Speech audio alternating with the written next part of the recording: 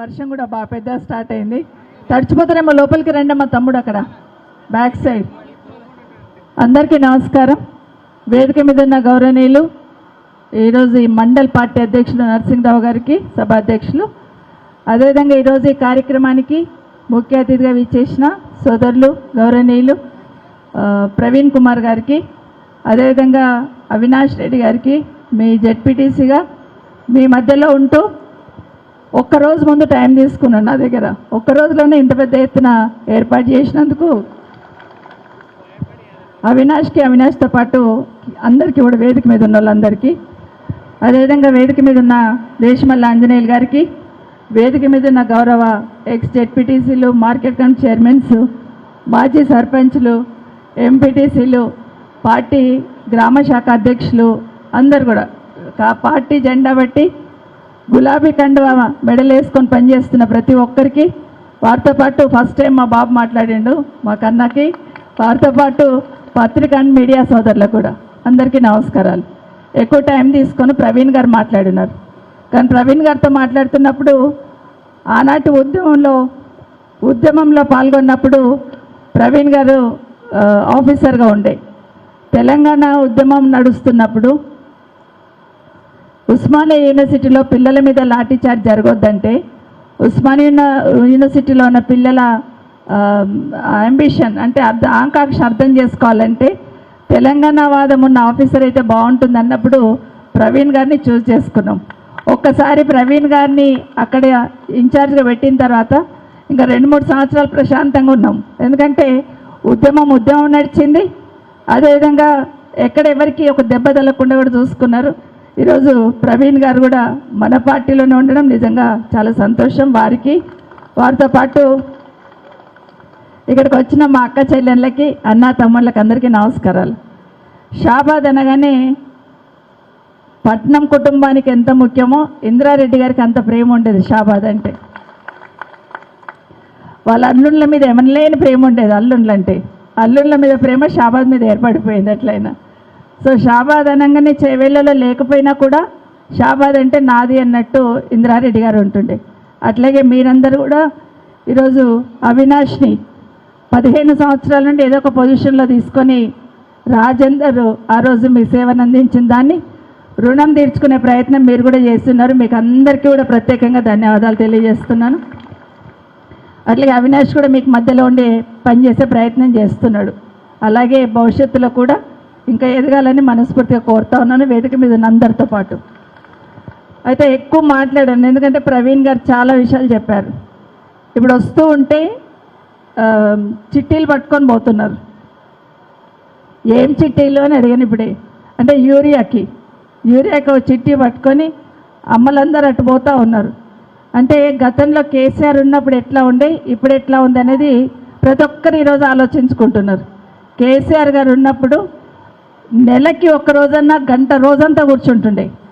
వర్షం మొదలు కాకముందంటే ఎండాకాలం ఉన్నప్పుడే మేలోనే మీటింగ్ పెట్టి మాకందరికి చెప్తుండే, ఎండాకాలం అయిపోగానే చినుకులు పడంగానే రైతులకు ఇబ్బంది లేకుండా చూసుకోవాలి, ఎరువులు ఎట్లా ఉన్నాయి, షాబాద్లో ఎన్ని ఎకరాలలో ఏం పంట వేస్తారు, ఎంతమందికి ఎన్ని సంచుల యూరియా కావాలా, ఇదంతా కూడా ముందే లెక్క చూసుకోండి అని చెప్పి అవన్నీ పెట్టుకుంటుండే. కానీ ఈరోజు ఎట్లా ఉందంటే ఎక్కడ పోయినా యూరియా కోసం 2 నెలల నుండి ఏడుస్తూ ఉంటే ఈ ప్రభుత్వానికి కనీసం కనిపించట్లేదు, మాట్లాడడం కూడా సిద్ధంగా లేరు. కొంతమంది మంత్రులు అంటారు పడేసిన చెప్పులన్నీ ఏడుకొచ్చి లైన్లో పెడుతున్నారు, అక్కడ రైతులు ఏడున్నారు అంటున్నారు. కొంతమంది మంత్రులు అంటారు అక్కడ యూరియా ఉంది కానీ ఎక్కువ కొనుక్కొని పోతున్నారు అంటున్నారు. ఇప్పుడే ప్రవీణ్ గారు చెప్పినట్టు నిన్ననే ఒక దగ్గర రైతులందరూ కూడా ఎక్కడైతే యూరియా వాళ్ళ ఇళ్ళల్లో పెట్టుకున్నారో, ఎక్కడైతే బ్లాక్ మార్కెట్లు అమ్ముతున్నారో వాళ్ళని పట్టించున్నారు.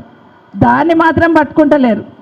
కానీ ఏదైనా కూడా కేసీఆర్ గారు పార్టీ చేస్తుందంట తప్పిస్తే దాని వెనకాల ఉన్న కష్టం ఏందని ఆలోచిస్తలేరు. ఈరోజు ఇంతమంది అక్క చెల్లెళ్ళు ఉన్నారు. ఇక్కడ మాటకు ముందు రేవంత్ రెడ్డి ఏం చెప్తున్నాడు, లేడీస్ కనిపించగానే ఏం చెప్తాడమ్మా మీరే చెప్పాలి. ఆడళ్ళు కనిపించగానే ఏం చెప్తాడు రేవంత్ రెడ్డి, మా అక్క చెల్లెళ్ళను కోటీశ్వరులను చేస్తా అంటాడు. 1,00,00,000 మందిని కోటీశ్వరులను చేస్తా అంటున్నాడు. అంటే ఒకరొకరు ₹1,00,00,000 ఇస్తా అంటున్నాడు. వచ్చినాయా మరి ఏమన్నా? ఒక్కరికైనా వచ్చిందా షాబాద్లో? 1,00,00,000 మంది మహిళలలో మన వాళ్ళు ఉండాలి కదా, ఒక్కరన్నా ఉండాలి కదా. ఒక్కరికి ₹1 రాలేదు. కానీ మాటకు ముందు 1,00,00,000 మంది మహిళలను కోటీశ్వరులను చేస్తా అంటాడు. కోటీశ్వరులను చేస్తాడు దేవుడు ఎరుగు. కానీ ఒకటి మాత్రం చేసి చూపిస్తున్నాడు. ఆడబిడ్డల్ని యూరియాకి లైన్లలో నిలబెడుతున్నాడు. చిన్న బిడ్డలను ఎత్తుకొని లైన్లలో వచ్చి పడుతున్నారు. పాలిచ్చే తల్లి బిడ్డను ఎత్తుకొని 10 మందిలో కూర్చొని పాలించుకుంటూ లైన్లో నిల్చుంటున్నది. ఆడబిడ్డల్ని గేట్లెక్కి దుంకేటట్టు చేస్తున్నాడు. కేసీఆర్ గారేమో ఆడబిడ్డలు బిందె పట్టుకొని వస్తే పరువు పోతుందంటే, రేవంత్ రెడ్డి గారేమో గేట్లెక్కి దుంకేటట్టు చేస్తున్నాడు. ఒక్కసారి ఆలోచించండి. ఈరోజు ఇంతమంది ఆడబిడ్డలు ఇంత బాధపడతా ఉంటే, లైన్లలో నిల్చుంటే, రాత్రిలు అక్కడనే వండుకుంటుంటే యూరియా కోసం చిన్నపిల్లల్ని ఎత్తుకొని వస్తూ ఉంటే, రైతన్నలందరూ పోలీస్ స్టేషన్లో కూపన్లు తీసుకుంటున్నారు. పోలీసుల నుండి కూపన్లు ఇస్తూ ఉన్నారు. లైన్ నిలబడితే లైన్ సరిగా లేదని చెంప మీద కొట్టిన సందర్భాలు కూడా ఉన్నాయి. ఏం కర్మ పట్టింది తెలంగాణ రాష్ట్ర ప్రజలకంటే కేసీఆర్ గారు పోవడం ఒక్కటే దురదృష్టం పట్టుకుందని మాత్రం వాస్తవం. ఇప్పటికైనా ఈ ప్రభుత్వం ఇప్పటికైనా కళ్ళు తెరిచి ఒకరి మీద ఒకరు నెపం నెట్టేసుకుంటున్నారు. బీజేపీ వాళ్ళు మా తప్పు కాదంటారు, మేము అంత ఇచ్చేసినామంటారు. కాంగ్రెస్ వాళ్ళు అంటారు మాకు రాలేదంటారు. మరి వాళ్ళు ఇచ్చినామంటున్నారు, మీరు రాలేదంటున్నారు. మరి ఎక్కడ పోయింది యూరియా అంటే ఇద్దరు దొంగాట ఆడుతున్నారు. అక్కడ వాళ్ళు తప్పించుకుంటున్నారు, వీళ్ళు తప్పించుకుంటున్నారు. ఇద్దరి మధ్యలో ఎవరు బలి అవుతున్నారంటే తెలంగాణ రాష్ట్ర రైతన్నలు బలి అవుతున్నారు. రైతులు బాధపడుతుంటే సోయి లేకుండా రాజకీయం మాత్రమే చేస్తారు తప్పిస్తే రైతుల గురించి ఆలోచిస్తలేరు. అది వాస్తవం. ఇంకొక మాట, నేను వస్తుంటే ఒక అమ్మ అడిగింది, అమ్మ నాకు ఇల్లు లేదు, ఒక ఇల్లు అని. వాస్తవం ఏం చెప్పిండ్రు? ఇల్లు లేని వాళ్ళందరికీ ఇల్లు ఇస్తామన్నారు. కానీ ఊళ్ళో ఏం జరుగుతుంది? కాంగ్రెస్ వాళ్ళు ఎవరుంటే గాళ్ళకే ఇల్లు రాసుకుంటున్నారు. అవునా కాదా? రాకపోతే మీరు రండి ఇస్తామంటున్నారు తప్పిస్తే పేదోడికి గుడిసె కింద ఉన్నాడు కదా ఇయ్యాలని ఆలోచన రాలేదు. గాంధీ భవన్కి వెళ్ళి ఇల్లు ఇస్తున్నాం అన్నట్టు కాంగ్రెస్ కండువాలు వేసుకొని ఊళ్ళల్లో ఎంత రాజకీయం చేస్తున్నా మనం చూస్తున్నాం. తప్పకుండా ఇంకొక 2 సంవత్సరాలు అయిపోయింది, ఇంకో 2 సంవత్సరాలు అయితే మళ్ళీ కేసీఆర్ వస్తాడు. ఖచ్చితంగా ప్రతి ఒక్కరికి ఇప్పుడు ఎవరినైతే అవమానిస్తున్నారో వాళ్ళందరికీ కూడా మళ్ళీ దగ్గరుండి ఇల్లు కట్టించే బాధ్యత అవినాష్ చూసుకుంటాడని కూడా మీకు అందరు తెలియజేస్తున్నా. అయితే రేపు ఎన్నికలు వచ్చేది ఉన్నాయి కదా, సర్పంచ్ ఎలక్షన్స్, ఎంపీటీసీ ఎలక్షన్స్ పెడతా అంటున్నాడు. పెట్టాడో దేవుడికి ఎరక. కానీ పెడితే ఆయన భయం ఏంటంటే ఒక వార్డు మెంబర్ కూడా గెలవాడు కాంగ్రెస్ వాడు. అందుకే ఏం చేస్తున్నాడు, ఇగో రేపు పెడతా, ఎల్లుండి పెడతా, ఇగో 4 రోజులకు పెడతా అని చెప్తున్నాడు తప్పిస్తే ఎన్నికలకు వచ్చే ధైర్యం కాంగ్రెస్ పార్టీలకు లేదని అర్థమైపోయింది. కానీ ఎప్పుడు వచ్చినా సర్పంచ్ ఎలక్షన్ కానీ, ఎంపీటీసీ ఎలక్షన్ కానీ, వార్డు మెంబర్ కానీ ఖచ్చితంగా బీఆర్ఎస్ పార్టీ వాళ్ళనే గెలిపేయాలని మీకు అందరు కూడా చేతులు తోడొచ్చి వేడుకుంటున్నాను.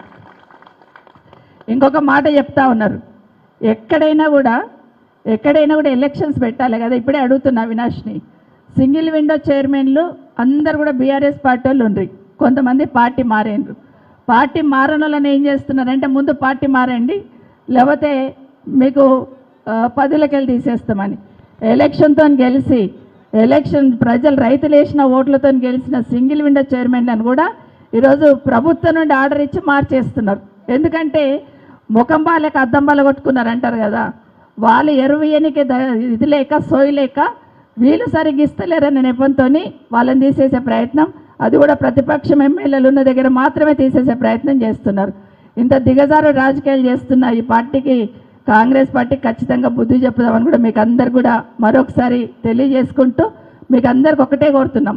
ఈరోజు కేసీఆర్ గారు ఈ రాష్ట్రం వచ్చిన తర్వాత ఇంటి పెద్ద మనిషి ఎట్లయితే తన కుటుంబం బాగుండాలి అనుకుంటాడో అట్లా ఒక్కొక్కటి ఏరి కోరి బాగు చేసుకున్నాడు. మొట్టమొదటిగా ఆడబిడ్డలు బయటికి రావద్దు బిందె పట్టుకొనని ఎక్కడో ఉన్న నీళ్ళని తీసుకొచ్చి ఇంటింటికి నల్లా ద్వారా నీళ్ళు ఇచ్చిండా లేదా ఒక్కసారి ఆలోచించండి. ఆ నల్లా దగ్గర నల్లా ఇప్పితే ఎవరు గుర్తుకొస్తారు?